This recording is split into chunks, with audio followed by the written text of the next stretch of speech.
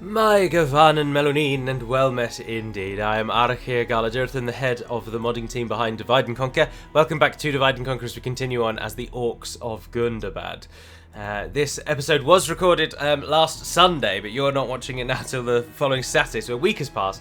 But I'm recording this after having seen all of the comments and replies on episode number 1. But I didn't want to waste this Sunday as I was able to squeeze a recording in. And I thought, oh, I'm enjoying the Gundabad one. I'll go with another one of those. So we're at an end turn, so we'll go ahead with that. So thank you very much for the comments and reports back on episode 1. I note that the comment that's been pointed out the most is that in the campaign selection menu, I have written that Anduin and Erebor are to the west, when of course they are to the east, so thank you for pointing that one out. Also, quite a few people have mentioned the fact that they have seen the word orcs written with a K. And now do note that that is a typographical error, but it is not necessarily incorrect, because in the waning years of Tolkien's life, he actually suggested changing the spelling to a K. And there are 2 locations to my knowledge where Orcs is written with a K by Tolkien, and one is in The Adventures of Tom Bombadil, and the other is in a description he gives of orcs right at the very beginning, and he spells it with a K there as well. So spelling it with a K is not necessarily incorrect, but of course in today's very fantasy-heavy life that we all lead, orcs with a K is very much associated with either Warhammer,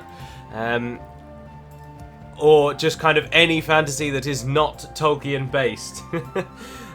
Because most people know of Tolkien's orcs with a C, so every other fantasy to kind of disengage a bit from Tolkien, I would assume, I put forward as my opinion, therefore write it with a K just to separate themselves a bit. But do know that it's not entirely inaccurate, but it is just a slip of the mind here. We try to use C where possible, obviously, because that's the more conventional spelling. So those are the main comments that I saw. A lot of people obviously disappointed that Mazog, of course, died. And someone suggested I reload the save because it's a shame to see him die. And whilst I was tempted, I try not to save scum where possible. But sometimes it's inevitable and you have to, but I try not to. On Azanar, I am kind of tempted to whittle them down, although I'm not really, because they'll only have a small garrison, so we'll fight that in a minute. Because why not?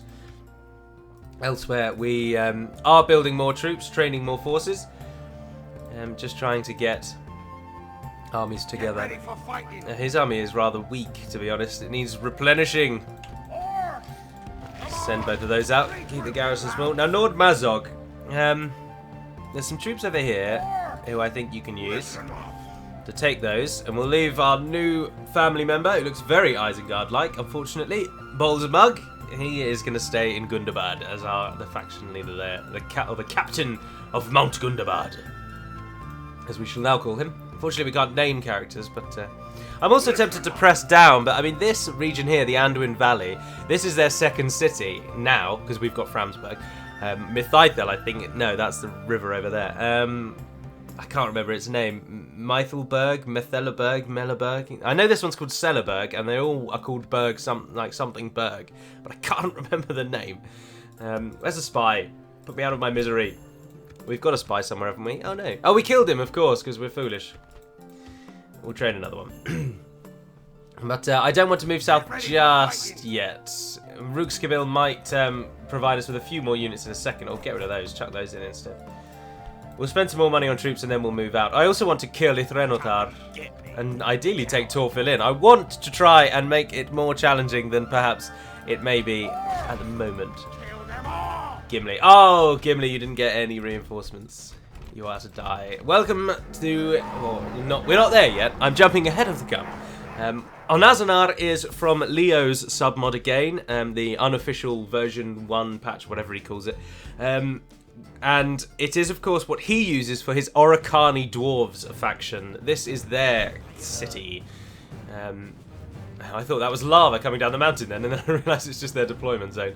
So this is an Oricani map if you use Leo's mod, because he adds the Oricani as a faction. So very similar to the other Dwarven settlements, except it's got more brown, kind of dull, reddy... Like rust is the word I'm after. Dull red. Rust. It's got a rusty feel to it, and this interesting thing. I mean, I don't know what this is, but it's some nice eye candy, I suppose. And there's, I believe this here is an edition of RK, our own very talented battle map creator. You might have seen him in the comments dotted around. Because, of course, we're in the Withered Heath, which is famous for dragons and drakes. And as such, a large dragon has been put by the mine thing. Very cool indeed. But we can go right up to the doors, so we will do. All of my things are turned off. Let's turn them back on. There aren't many enemies here, but we want to try and at least use all of our javelins before we... I'll just move everyone up. Start the battle! Where's our foe? Standing atop the wall, fools. So that's Gimli's bodyguard. They are very elite, very powerful. We don't really want to tangle with them, so we absolutely have to. Oh, bugger. And oh, bugger. This is the version with the better towers, and these towers actually shoot. Crap. I need to think quicker than I'm thinking. Take the walls where you can. No, we can't take them very well. You guys go to that one. I want, ideally, the javelins to go on the wall so they can then rain their javelin fury down upon the enemies. So, don't fire at will because you're doing nothing at the moment. As I say, I mentioned this briefly before, but I have made the towers far more deadly. And I have done this by just increasing their damage and accuracy. So they will actually get kills now. You have to... Nothing that's going to make you like win or lose the battle. It's not that severe. But let's try and stand on that lip there where they can't really hit us. You will also note that the towers now actually do significant damage to siege equipment and will frequently burn it. This is the biggest change. Many of you will have known that, of course, fire can burn siege equipment, but it was so rare, it was just totally not a threat. For example, you've seen, those of you that watch me frequently, I never build more than a single battering ram because the game has never punished me for doing that. Whereas now, as you will note, my battering ram is in very real risk of burning by the time it gets there. Because if you are not familiar with the feature, whilst they are just taking damage steadily, there is also a percentage chance that each flaming ballista bolt will just set the whole thing on fire. I don't know that percentage, I don't know how it calculates it, but I do know that it's there and it's a constant threat. So these towers may just burst into flame at any moment, and the ram included. So having siege equipment now is more important than it was before, which is brilliant, because before it was just not a threat. Siege equipment meant nothing, literally nothing. And towers were never a problem, so there we are. Now, one of the other comments that I've seen, unfortunately, on the Gundabad 1 video, and I'm going to name this person because he has absolutely infuriated me to no end, and his name is Ryan G58. Because he has gone on something of a crusade to try and alert you all to the fact that this game is not stable.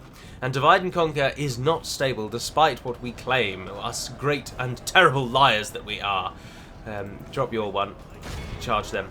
And unfortunately, because he posted a comment a while ago saying he couldn't get the mod to run. Now, we get comments like that almost every single day. And in his defense, I probably was a little brash with him in my reply, because we get comments like that all the time. And unfortunately, from our point of view, we know categorically that if the mod is crashing for you, unfortunately, and as horrible as it is to say, it is because you've either installed it wrong, you've got a corrupt download, you haven't run the large address aware patch, you haven't disabled, if you're on an older version than Windows 10, you haven't disabled user account control, so the game isn't allowed to run properly. Any number of those things. We're fighting a losing battle as computers get better, because this game can't run very well on modern computers. It cannot use more than 2 GB of RAM, and so you need to run the large address aware patch, or you're just simply not going anywhere before you even start. So that's the first problem. And then the second problem is also that it cannot utilise more than, I think, a single core. And so, of course, by that I mean if you've got some ultra-godly powerful, like, 16-core machine, you're actually going to really struggle to play Med 2, because 1/16 of your computing power is all you can utilise. So we're up against it before we even begin with these kind of things, but unfortunately my comment offended him greatly in saying that the fault was his, and he could not fathom that the mod is stable and he just did something wrong. He's absolutely adamant this game is broken.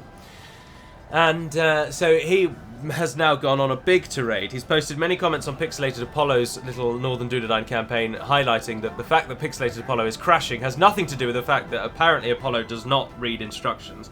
And that's no slight on the gentleman. I mean, I've listened to a few of his videos. He seems very, very friendly and very nice. But why he hasn't read stuff is beyond me. But so obviously this is just proof. Another a YouTuber, sorry, not another. I'm nowhere near as big as Apollo, but a big YouTuber is having problems. Ergo, it must again be the mod's fault. And so I kindly pointed out to Ryan G in the Gundabad 1 episode.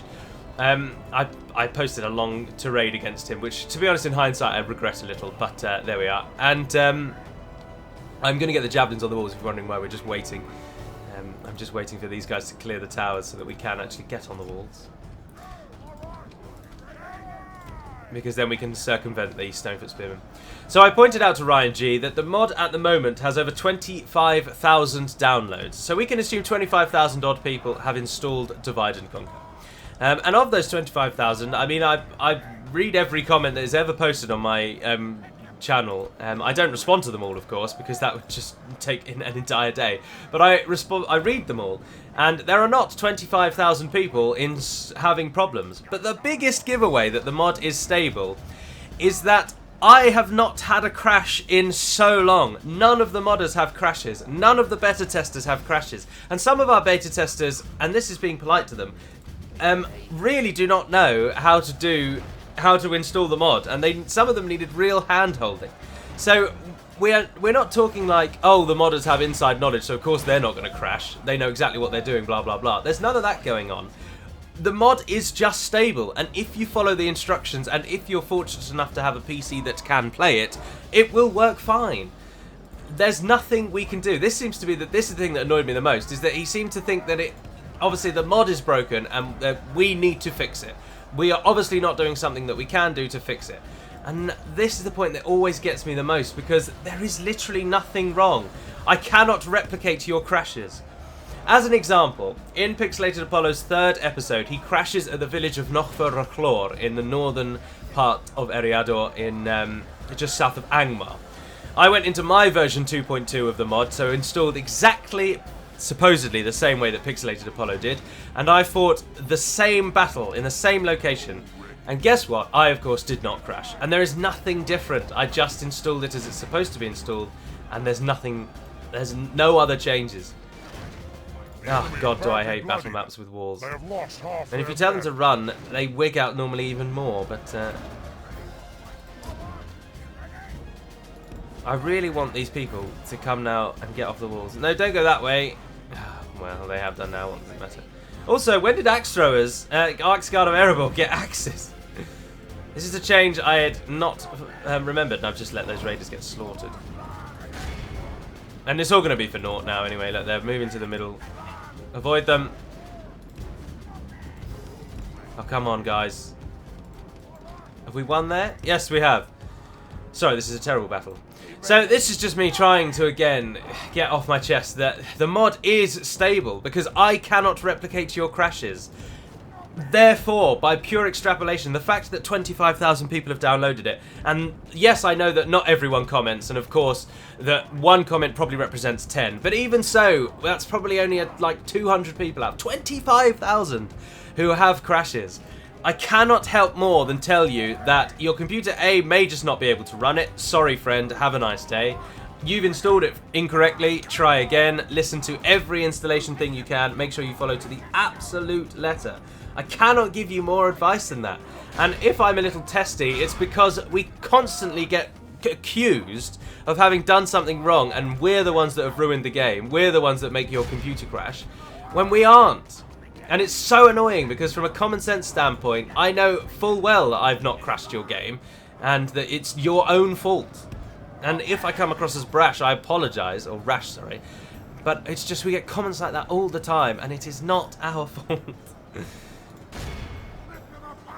Right, well, we've sacrificed a javelin unit, unfortunately. Because this battle map has been horrific. Our men have taken control of the castle. But we'll send in some armor-piercing units.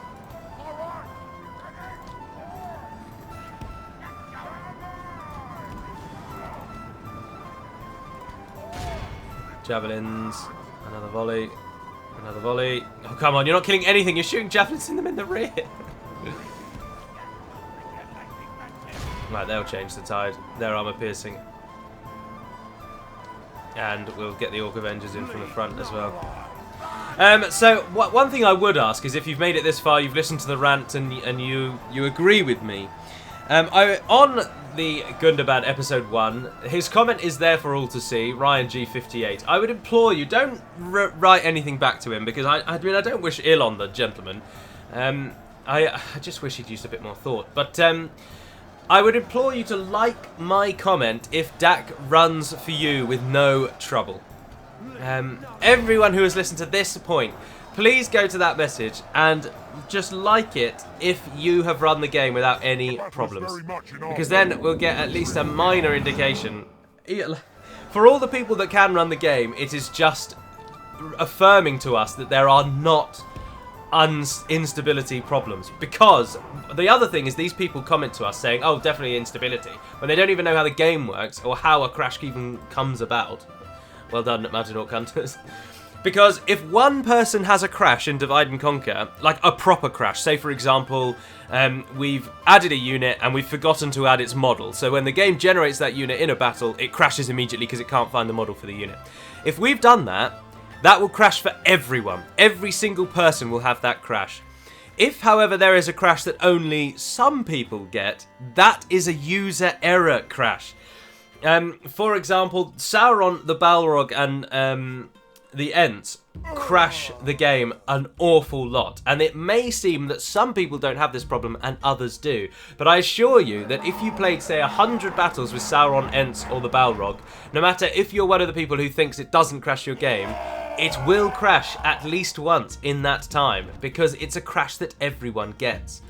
So if the mod is crashing, it is purely because you've not done something that we've said you must. Jesus Christ. God, run away. Run away! I am going to run away. I'm going to flee. We're never going to be able to defend that. We need a bigger army. So anyway, so the outcome of all of that, and we'll return to the actual gameplay, is if your game works absolutely fine, you follow the instructions and you have no problems, then please like my comment, and so that I can get a real feel for how many people, for example, watch this and don't have crashes. But then I say that, I mean, I get about probably 100 comments on average per video, and all of those people commenting don't have crashes. Otherwise, their comment would be, I have crashes. I mean, I appreciate some people don't play the game and still watch me, and there's that, but it's just so infuriating from our point of view, because we know 100% that if the game is crashing, I am sorry to say that either you've been very unlucky with a corrupted download, or you have done something wrong, and I can't help you if you've not followed the installation instructions. But I shouldn't just spend 20 minutes moaning about Ryan G58. I assume there were 57 other Ryans, and so he was forced to take that name. I mean, I don't know. But he's lucky to get number 58, I should imagine. There's probably way more than 58 Ryans. So that he's actually lucked out with that name. Interesting that King Dane has not gone back for an Aznar and instead considers Witherboard more important. That is very interesting. But that is a phenomenal army. Welcome a trial by arms to end this feud. And one we're not going to beat easily. Unless we pulled our entire army together, actually. But then, no, that's not really wise, is it? Excuse me, sorry. It's very early in the morning. Very early. Right, I will take all three of you. I want to go for Goblin Town next, is my plan, actually. So you go and join Marauder Chief Khazad-dum. You three, when you train, you're going to go and join Marauder Chief Khazad-dum. You're going to stay here as a kind of guardian of this area, for want of a much better name. Oh, also someone said there were 2 diplomat training buildings in...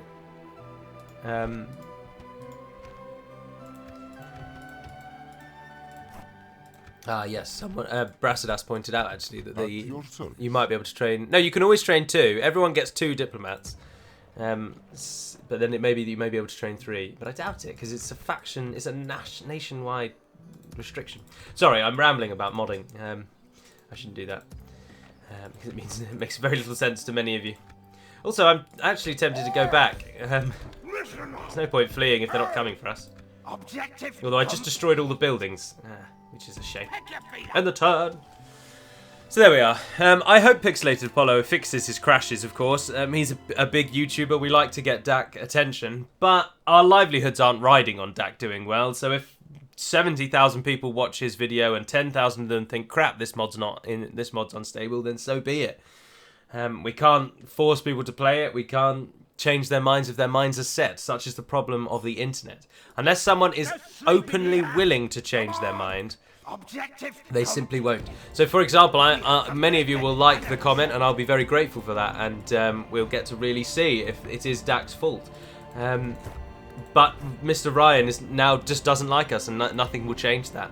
Literally nothing will change that. Shy of me going to his home, as I said in the comment, in fact. If I literally went to his house and tried to install the mod, I would get it to work, and got the mod to work for him, there's nothing I can do that's going to change his mind and make him think we aren't the bad guys. But anyway, there we are. There we are, rant over. Keep building me towers. We're right up there now. Erebor is but a stone's throw from our eastern settlement of Anazanar.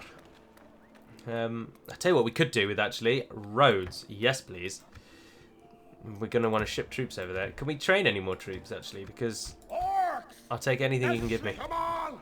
Objective complete. Oh, Threnatar buggered off. He didn't fancy it. Didn't fancy it! Coward. Oh, we're about to get our Walk Breeder as well. Another end turn. Nice, nice. We'll head for Goblin Town and we'll try and take it so that we can start throwing some snagger into the mix, because they don't need very much culture. That's the benefit with them. They're good garrison troops, and they're good dying troops, to be honest. But the raiders really are doing all I need. I'm tempted to slow down the raider recruitment a bit to make them a little less common. I appreciate they're available for all Orc factions, and most Orc factions have high recruitment. So why would they not? But it counters... Ah, bugger, they got Witherboard, didn't they? Ah, Christ. Oh, hello. Oh, no, that's not Dane. I keep getting cut off mid-flow because the game keeps throwing these problems at me. Right, now is the time. We've got the troops that we're going to need. Get ready for fighting! Get ready for fighting! Get ready for fighting! Regroup, you louts! Objective you lads! Objective! No sleeping here! Form the army up. We march. Completed an objective. Mazog now has a huge garrison, unnecessarily. Should we be really ballsy? Let's do it. We haven't even got that good a number of troops, really, but... Pick your feet up. Let's go and teach these pointy ears a lesson.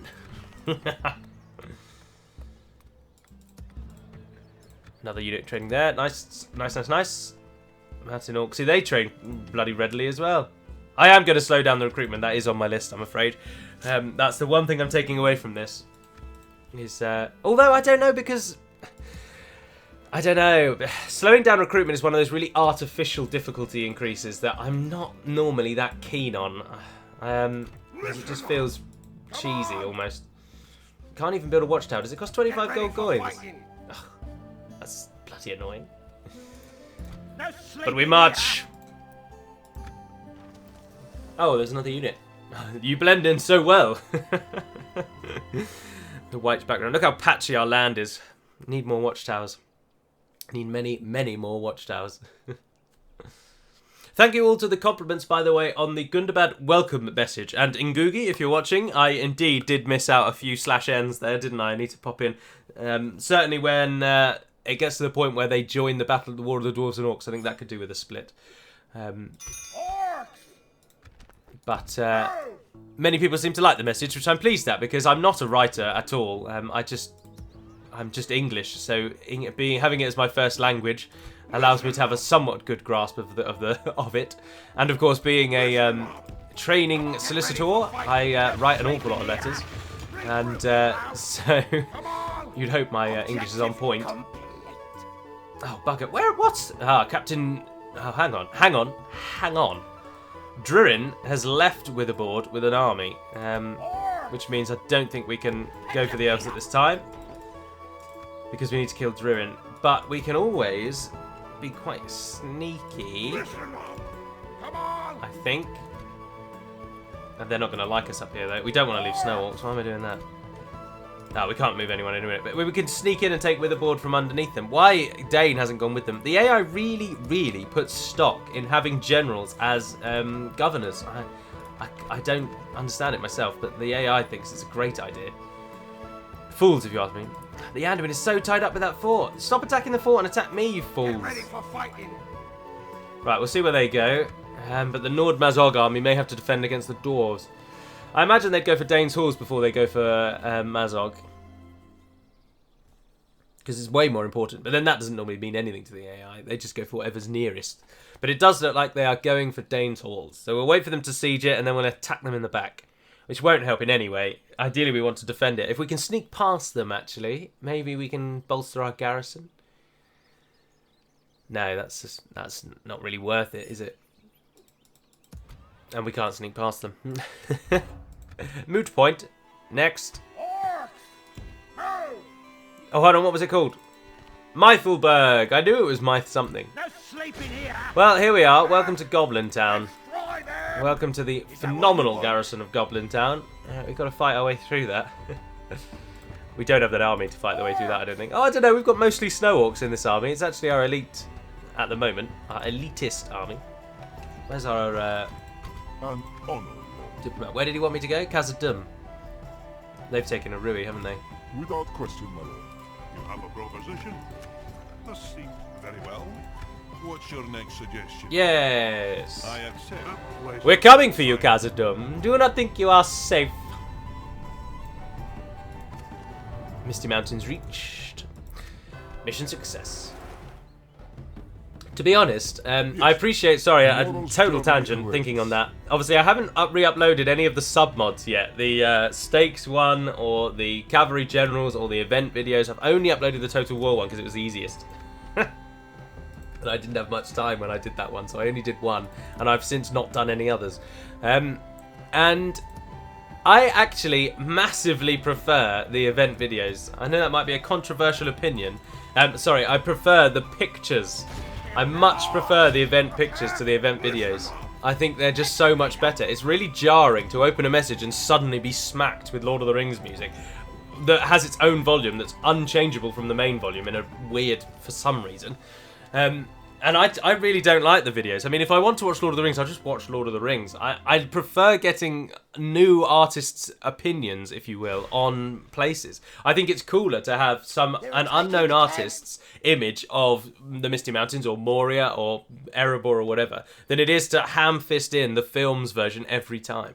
And that's partly why I've not bothered re-uploading the event video one yet, because I much prefer the pictures. And I'm kind of hoping it's the sort of thing that if I just wait long enough, people might forget, and then we don't have to upload it, because it's a huge upload.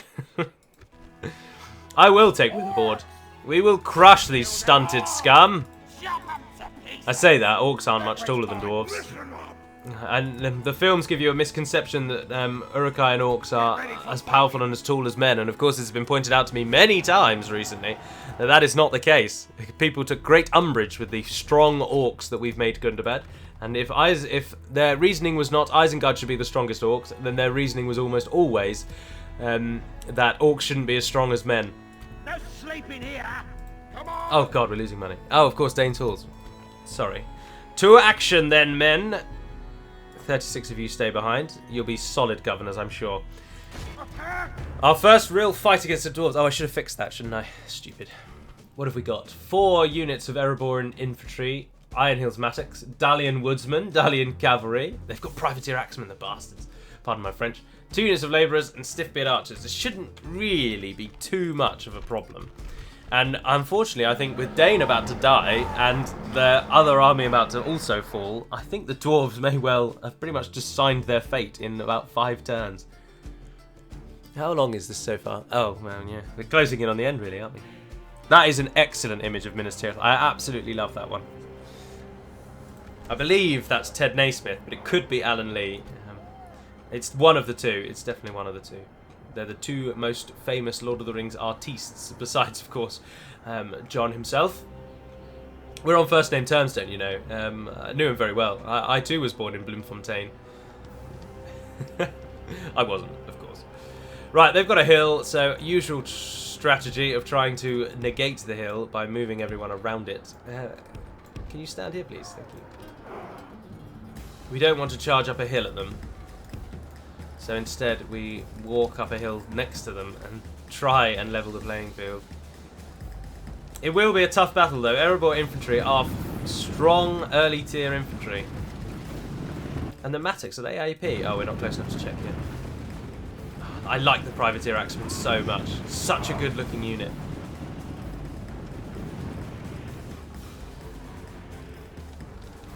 Where's our forces coming on? Just climb for now, just climb. I'll worry about where we are actually going to put you in a minute. I'm not too worried about you guys, just kind of stand your ground at the back there. We might use you when the enemy least expects it. Goodness gracious. Hopefully by the time we engage, this snowstorm will have passed. But owing from the contours, they are climbing the hill a bit, but not fully. So we've got a bit of... Oh, hang on. Oh, they are actually now fully climbing the hill. Bugger. Oh, why won't you go there? What is stopping you? One of these units is having a very bad day, and I don't know which one. Mountain Guard. No, you're not the unit to send on them. Snowhawk Spears. Snowhawk Spears! Is what they used to say. Sad times. Eyes of the North. Of course, and then put it through a pitch changer, and that was my great attempt at recording orcs. It was easy to record the Ardenaim though, because I didn't have to then change the sound of the voice at all. I just had to speak as I thought an Ardenaim fellow would talk. Right. Ah, we've got them. And it looks like it's clearing. Yes! Just as we arrive at the top of this lovely hill, the enemy is no longer protected by the weather. We don't have any archers though, so this hill means very little.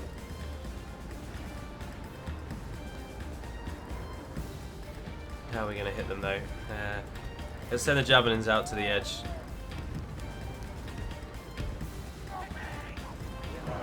If you can throw at things, I'd take that.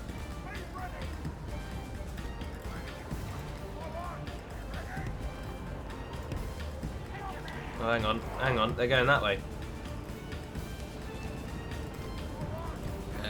2 units of raiders.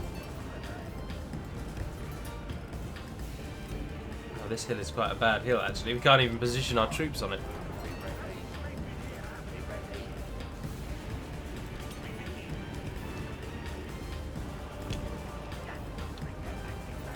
Javelins are throwing now though, that's good. Mountain Orc Hunters are hidden. Snow Orc Spears, you can hit them. You guys position yourselves around that hill. You guys go with them. The raiders are getting into position. Got the hunters over there. Javelins. Who's that there? Dwarven Labourers. Oh, that is a good shout actually. They're armour piercing. And a pain. Armour piercing and a pain.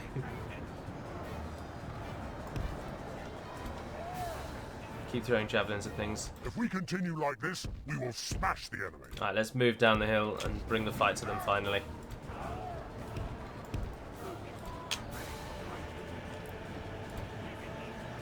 They're really not bothering us. The cavalry's already rousing. Fools. Down we go. Are you out? No, not yet. Well done, men. Well done. Although I could really do with you shooting those Privateer Axemen.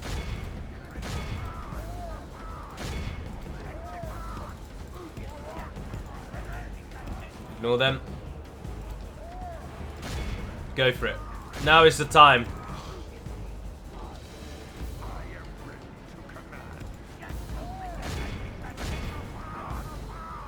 They're going down. They're about to be flanked, but it's alright.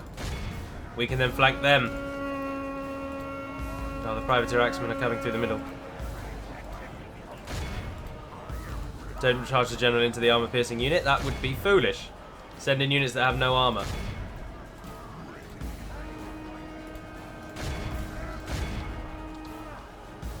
Right, our line engages. It's a very unorthodox line, but it's engaging. They're battle is charging. very much in our favour. Victory will be ours. They're going down there. We will want the general involved, so run him round. Javelins, you are free to fire at will. If you could stand still and actually fire at will. We've got the hill, we've got the numbers, we've got the testicular fortitude.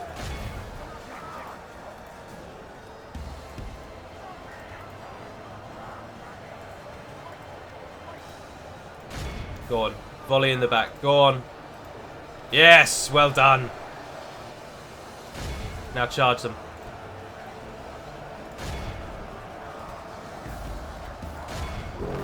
Give us more volleys. Give us more volleys. Oh, they're routing. They're routing. Yeah, they're breaking.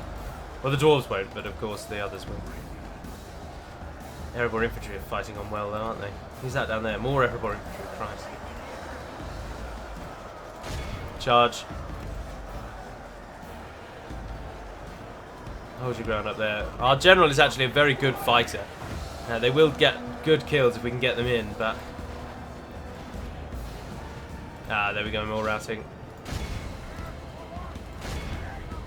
Let's keep it at ×6 now, it's over. We've cut. The enemy are badly bloodied. They have lost half their men.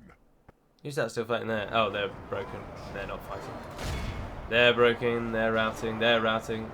The Dalian woodsmen are the only thing left by the looks of it. Oh, and the Erebor infantry there.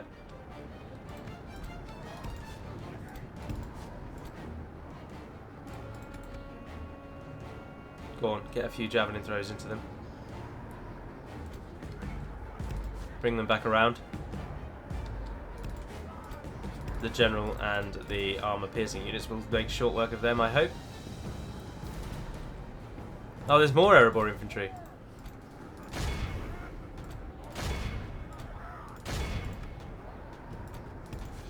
If we continue like this, Come we on. will smash the enemy. Oh, perfect timing, excellent. And then a final hit, and it's over. Capture as many as you can. Fortunately, our units are, or certainly the raiders, because they have a speed boost, are quicker than dwarves. Because dwarves, of course, are the slowest units. And then orcs are slightly behind them in terms of slowness. But some orcs, of course, get bonuses. But that was a phenomenal victory. The dwarves just milled about, did nothing. And look at that, such even distribution, except for the general who didn't get involved. Highest kills only being 63, and yet we killed 1,000 of them. 1,046, and yet add all those up, and there's nowhere near 1,000. Did they kill themselves? Am I missing something?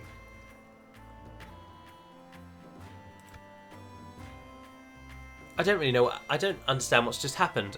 We didn't kill 1,000 according to that list. Oh, we captured. Of course we captured. That'd be such an idiot, Galley. That is, of course, an image of Minas Tirith in the background and Gondor charging out onto the field. Either possibly an artist's interpretation of the way Faramir returns to Osgiliath in the film, possibly, or just an interpretation of Faramir returning to Osgiliath with a few troops. But of course he returns to Osgiliath and holds the western side for a while. He doesn't return and is shot down in the field on the charge in. They just obviously did that to streamline the story.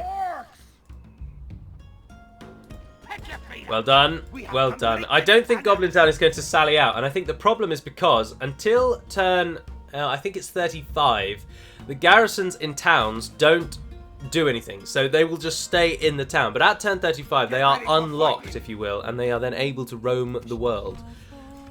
And so I think that's the reason why they're not sallying out, because they haven't been unlocked yet. So they will just sit there. Either that, or the AI has calculated his stats and doesn't think they can win. And if the AI does not think it can win, when it does the auto-resolve in its own head, it just doesn't attack you. It never attacks unless it thinks it can win. So that would be my main guess, to be honest, that it's judged that battle and it's found itself wanting. Pick your feet up. Objective complete. Right, well, I think I'll probably end the episode there. So I do apologise for the 15 or so minute long rant, but I needed to get it off my chest. And I'm really interested to see how many of you like the comment to see that you've never had a problem with that. I mean, one crash every kind of 200 turns is the expected norm, and that is just, again, computers playing the way the computers play the game. Any number of odd computer bug might cause that. It's a mod. It uses a lot of runtime, a lot of power. It's very demanding, so it's going to crash eventually. But normally, one every 200 turns is an accepted crash level. But anything less than that is an user error fault. But anyway, so do like the comment, and let me know if you're running DaC, no problem. Or indeed just comment, I suppose, and say, yep, I'm running DaC, no problem. But if you see someone has commented saying that, like the comment rather than add another comment, so that we've just got a single location to rack up all this information. I could even post a poll, actually, couldn't I? I could just post a poll. I will just post a poll. So click on the little eye icon in the top right and say, yes, DaC runs fine for me, and we'll see how many reviews and responses we get.